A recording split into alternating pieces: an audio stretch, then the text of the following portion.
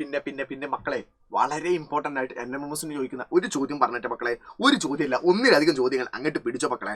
ഒന്നാമത്തെ ചോദ്യം, the time taken by the earth complete one rotation. ഭൂമി ഒരു ഭ്രമണം പൂർത്തീകരിക്കാൻ എടുക്കുന്ന സമയത്രയോ? 24 മണിക്കൂർ, 1 ഡേ എന്ന് നിങ്ങൾക്ക് ആലോചന ഉണ്ടാവും? അല്ല. കാരണം എന്താണ്, നമ്മൾ NMSക്ക് നോക്കുന്ന സമയത്ത് അങ്ങനെ പഠിച്ചാൽ പോരാ, കൃത്യമായിട്ട് ഡീറ്റെയിൽഡ് ആയിട്ട് നമ്മൾ പഠിക്കണം. നമ്മുടെ ഭൂമിയിൽ ഒരു ഭ്രമണം ഉണ്ടല്ലോ, റൊട്ടേഷൻ കംപ്ലീറ്റ് ചെയ്യാൻ കറക്റ്റ് ആയിട്ട് എടുക്കുന്ന സമയം എന്ന് പറഞ്ഞാൽ 23 മണിക്കൂർ 56 മിനിറ്റ് 4 സെക്കൻഡ് ആണ്.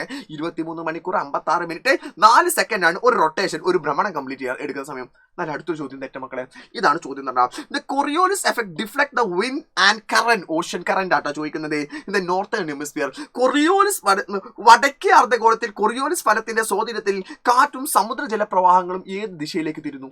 കൊറിയോലിസ് ഫോഴ്സ്, അതിനെ നമ്മൾ ഫെറൽസ് ലോ, ഫെറൽ നിയമം എന്നൊക്കെ വിളിക്കാറുണ്ട്. അതെന്ത് ചെയ്യുന്നുണ്ടോ, അവിടെ കാറ്റും ഒക്കെ നമ്മുടെ ഉത്തരാർദ്ധഗോളത്തിൽ, വടക്കേ അർദ്ധഗോളം എന്നല്ലേ പറയും, ഉത്തരാർദ്ധഗോളത്തിൽ നോർത്തേൺ ഹെമിസ്ഫിയറിൽ എങ്ങോട്ടാ പോകുക?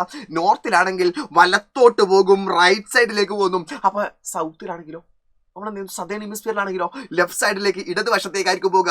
അത് മക്കൾ കൃത്യമായിട്ട് പഠിച്ചിട്ടുണ്ട്. എന്നാൽ ഒരു ചോദ്യം ഞാൻ ഇവിടെ പറഞ്ഞുതരാം, അതിന്റെ ഉത്തരം നിങ്ങൾ പറഞ്ഞോ. Leap year occurs once in the how many years? Leap year എത്ര വർഷത്തിൽ ഒരിക്കൽ സംഭവിക്കുന്നു? എത്ര കൊല്ലം കൂടുമ്പോഴാണ് ലീപ് ഇയർ ഉണ്ടാവാറുള്ളത്, അതിവർഷം ഉണ്ടാവാറുള്ളത്? അറിയോ? താഴെ കമന്റ് ഇട്ടോടാ.